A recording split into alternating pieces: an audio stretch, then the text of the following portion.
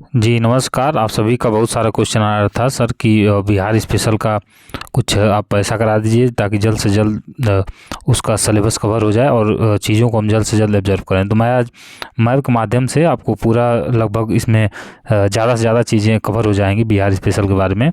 तो मैं आपको इसके माध्यम से मैं बताऊँगा कि बिहार में क्या चीज़ें हैं, कैसे क्या क्या वहाँ फेमस है और आपको कैसे पढ़ना है, उसकी चीज़ें मैं आज बताऊँगा। और लगभग आपका ज़्यादातर चीज़ें यहीं से आपका क्लियर हो जाएंगी, क्योंकि वैसे तो बिहार में बहुत कुछ है लेकिन कम समय में आपको ज़्यादा पढ़ना है, क्योंकि आप देख ही रहे हैं कि आपको बहुत सब्जेक्ट पढ़ना है, उसमें से कम समय मिला है। तो आप इसको आप पूरा अंत तक देखें और जितने भी लोग हैं सबके पास शेयर करें ताकि सबको प्रॉफिट हो सके। मैं कोशिश करूँगा कि आपसे कम समय में ज़्यादा से ज़्यादा चीज़ें आपको बताई जाएँ। तो शुरू करते हैं देर ना करते हुए। आप सबसे जानते हैं, सबसे पहले हम बात कर लेते हैं देखिए बिहार की। बिहार यहाँ दिया हुआ है, तो बिहार की जहाँ तक आप स्थापना की बात कर लीजिए सबसे पहले, तो 22 मार्च। आप जानते हैं कि बिहार की स्थापना कब हुई थी? 22 मार्च को, ठीक, 1912 को आपको बिहार की स्थापना हुई थी। तो इस पे आप ये समझ गए हैं कि बिहार की स्थापना, चूँकि मैं चीज़ें बताया हूँ लेकिन चूँकि सबसे पहले आप इसी की बात करेंगे तो सही रहता है, क्योंकि आप जानते ही हैं कि अब बिहार की स्थापना की बात है तो आप इसकी बात कर सकते हैं, क्योंकि जब तक उसकी स्थापना की बात नहीं करेंगे तब तक सही लगता नहीं है। किसी राज्य को शुरू करें उसकी स्थापना आप न जाने। तो यहाँ हो गई इसकी। अब हम बात करते हैं, चलिए एक एक करके राज्य के बारे में। आप जानते हैं कि बिहार का जो राजधानी पटना है, जिसका प्राचीन नाम पुष्पुर या कुसुमपुरा या अजीमाबाद सब था, और आप उच्च न्यायालय भी जानते हैं कि 1916 में इसका स्थापना हुआ था। आप सभी जानते हैं सब चीज़ें जो कि मैं बताया हूँ। तो चलिए मैं शुरू करता हूँ मैप के माध्यम से और चीज़ें मैं बताता हूँ कैसे क्या है। देखिए सबसे पहले हम बात करते हैं पश्चिमी चंपारण। यहाँ आप देख रहे हैं पश्चिमी चंपारण में क्या फेमस है, उस चीज़ को लेके हम बात करते हैं।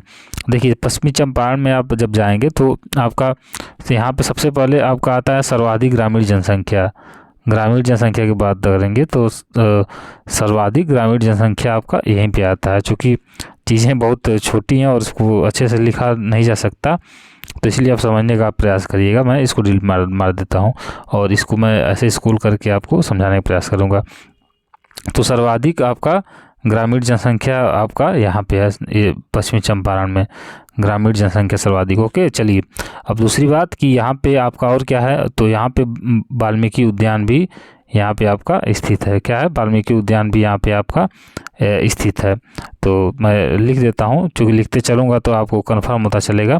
तो पहली बात कि यहाँ पे आपका ग्रामीण जनसंख्या सबसे ज़्यादा ग्रामीण, ठीक। और दूसरा आपका यहाँ पे हो जाएगा वाल्मीकि, आपका वाल्मीकि उद्यान, वाल्मीकि यहाँ पे उद्यान, वाल्मीकि उद्यान आपका हो जाएगा, ठीक। ये चीज़ें क्लियर हो गई।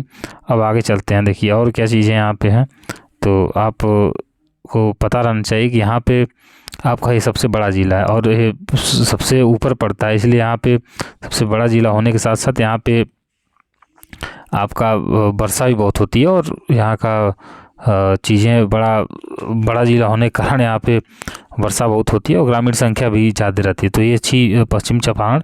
चलिए उसके नीचे हम आते हैं, आपका देखते हैं क्या है।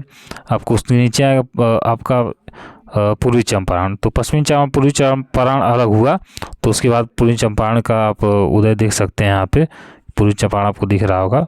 तो इसके नीचे हम पूर्वी चंपारण की बात कर लेते हैं। क्या है पूर्वी चंपारण में? आपका एक चीज़ फेमस है, वो है राम मंदिर। यहाँ पे राम मंदिर आपका यहाँ पे फेमस है।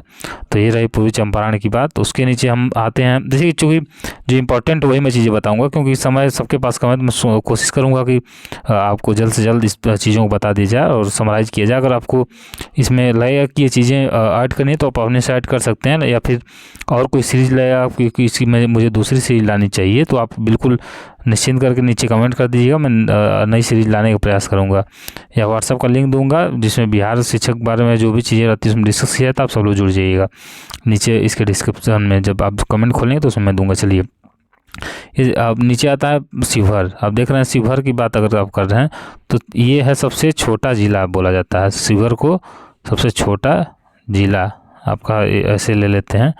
ये शिवहर को सबसे छोटा जिला के रूप में आप बोल सकते हैं शिवहर को। ओके, तो सबसे छोटा ज़िला है।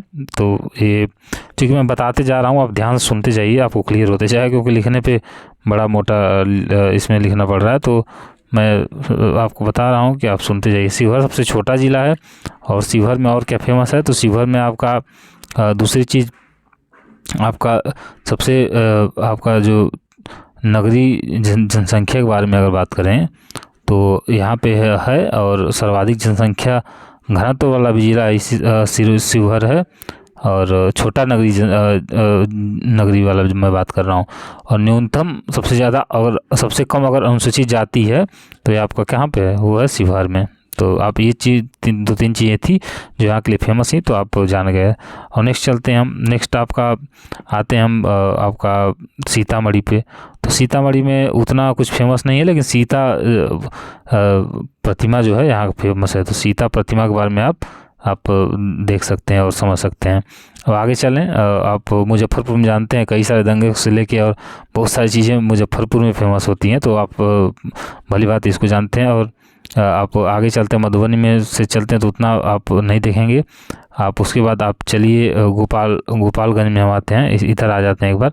तो गोपालगंज की अगर आप देखेंगे तो गोपालगंज में आपका न्यूनतम जनसंख्या वृद्धि वाला जो मैटर है वो गोपालगंज में है।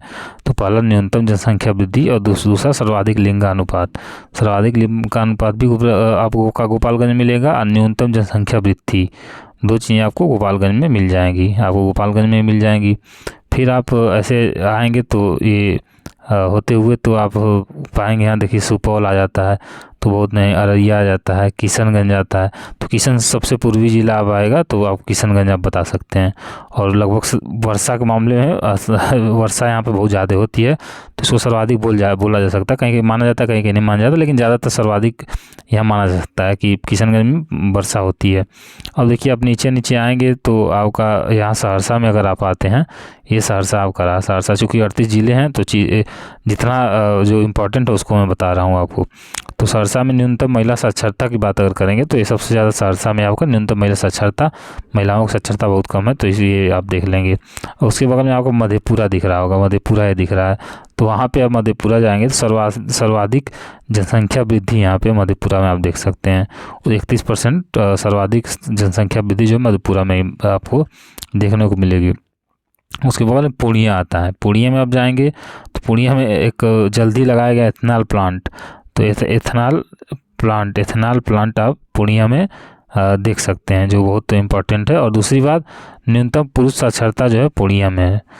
न्यूनतम पुरुष साक्षरता यहाँ पे पूर्णिया में आपको देखने को मिलेगा, सबसे कम पुरुष पढ़े लिखे पूर्णिया में है। दूसरी बात, एथेनॉल प्लांट यहाँ पे जल्दी अभी लगाया गया है। और उसके बगल में आप यहाँ पे आ गए, यहाँ पे अब ये हो गया, आप देखिए बेगूसराय, आपका बगल में बेगूसराय में आपका कांवर झील एक दिख जाएगा। बेगूसराय देखिए अब लाल रेड कलर का कांवर झील दिख जाएगा। और दूसरा आपका अभ्यारण्य यहाँ पे कई सारे हैं, तो अभ्यारण्य आपको ठीक ठाक इसमें दिख जाएंगे। तो ये चीज़ें हो गई।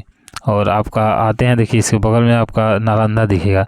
तो नालंदा में आपका मगध की, जानते हैं मगध सबसे पुराना क्षेत्र और काफ़ी ऐतिहासिक क्षेत्र नालंदा को माना जाता है।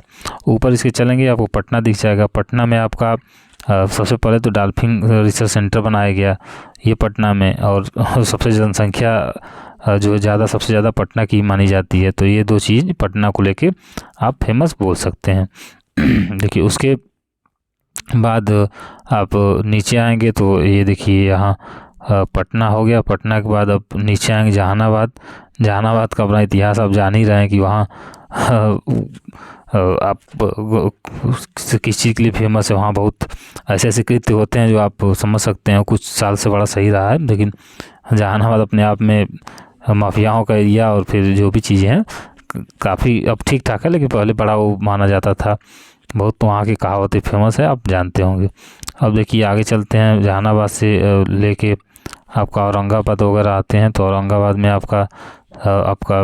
आपको देखना पुनपुन, जो आप नदी परियोजना आप पढ़े थे पुनपुन, तो वो यहीं पे है औरंगाबाद में ही।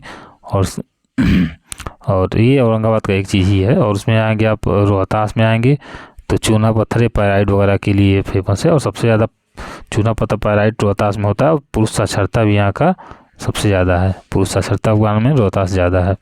ओके, और आप आएंगे सबसे पश्चिम में तो उसमें देखें न्यूनतम कैमूर है। कैमूर में आपको न्यूनतम जनसंख्या घनत्व मिलेगा, न्यूनतम जनसंख्या घनत्व आपका कैमूर में मिल जाएगा। तो ये अब थोड़ा नीचे से देख लेते हैं। चलिए नीचे से आएंगे, अब देखिए जमुई है। जमुई में आप जब चलेंगे तो देखेंगे कि यहाँ पे अभ्रक भी होता है, ठीक ठाक अभ्रक। और यहाँ सोने का भंडार भी जमुई में, चूँकि नीचे है ये तो इसीलिए यहाँ पे आपका सोने का भंडार यहाँ पे बड़ा ठीक ठाक होता है। आप इधर चले जाएंगे नवादा, तो नवादा में चूँकि बहुत ज़्यादा फेमस नहीं है, कहीं कहीं एल्युमिनियम भी थोड़ा थोड़ा पाया जाता है यहाँ पे, लेकिन सबसे ज़्यादा एल्युमिनियम आप जाएंगे गया। गया में आप अगर चलेंगे तो गया में अगर आप यहाँ जा रहे हैं तो गया में आप देखेंगे कि यहाँ अनुसूचित जाति भी ज़्यादा हैं, अनुसूचित जाति सबसे ज़्यादा। और गर्म और ठंडा प्रदेश दोनों जिला दोनों को बोला जाता है, ठंड भी रहता है और गर्म भी रहता है, तो गया के बारे में ये बोल सकते हैं। और आप ये नीचे भी सबसे है, आप देख ही सकते हैं। और उसके बाद आप चूँकि ये सब चीज़ें यहाँ पे हो गई तो क्या अभी आप देखिए अब इधर चलेंगे आप तो यहाँ आएंगे आप भागलपुर में, तो कोयला आपका भागलपुर में बड़ा मिलता है, तो कोयले के रूप में आप बोल सकते हैं भागलपुर के लिए, भागलपुर फेमस है। तो कोयले के लिए हो गया। मुंगेर जब ये आएंगे यहाँ पे तो मुंगेर में लिंगानुपात बहुत ज़्यादा है, तो मुंगेर आप लिंगानुपात के मामले में आप न्यूनतम लिंगानुपात के मामले में सॉरी इसका यहाँ का जो लिंगानुपात है न्यूनतम है, कम है, तो मुंगेर में आप बोल सकते हैं कि आपका लिंगानुपात सबसे कम है। बेगूसराय में जानते हैं, अभी मैं बताया कि कांवर झील बेगूसराय में है। उसके बाद भागलपुर में अगर आप आ रहे हैं तो भागलपुर में आप चीनी की मिट्टी के लिए फेमस है, और चीनी की मिट्टी के लिए ज़्यादातर फेमस है। तो मुझे लगा कि आपको ये सब चीज़ें बता देनी चाहिए, क्योंकि चीनी की मिट्टी हर जगह नहीं पाई जाती, तो चीनी की मिट्टी के लिए फेमस है।